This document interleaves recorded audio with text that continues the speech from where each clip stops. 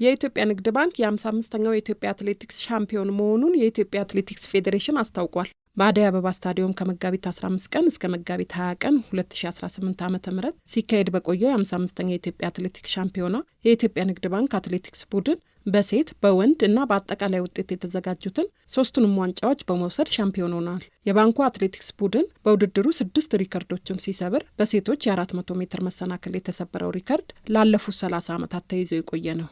በውድድሩ የመጨረሻ ቀን በተደረገ የ4 በ400 ሜትር የዱራ ቅብብል ውድድር የባንኩ አትሌቲክስ ቡድን ውድድሩን በ3 ደቂቃ በ03 ሰከንድ በ45 ማይክሮ ሰከንድ በመጨረስ የኢትዮጵያ አዲስ ክብረ ወሰን ያስመዘገበ ሲሆን በአፍሪካ አትሌቲክስ ሻምፒዮና መሳተፍ የሚያስችል ሚኒማ ማሟላት ተችሏል። የኢትዮጵያ አትሌቲክስ ፌዴሬሽን ፕሬዝዳንት ኮማንደር አትሌት ስለሺ ስህን፣ አትሌት መሰረት ደፋርና ሌሎች የፌዴሬሽኑ የስራ ኃላፊዎች በውድድሩ ስፍራ በመገኘት ለአሸናፊዎች ሽልማት ሰጥተዋል። ጥሩ ውጤት ያስመዘገቡ የባንኩ አትሌቲክስ ቡድን አባላት ኢትዮጵያን በመወከል በጋና አዘጋጅነት በሚካሄደው የአፍሪካ አትሌቲክስ ሻምፒዮና ላይ እንደሚሳተፉም ይጠበቃል። የኢትዮጵያ ንግድ ባንክ አትሌቲክስ ቡድን በተመሳሳይ 54ኛውን የኢትዮጵያ አትሌቲክስ ሻምፒዮና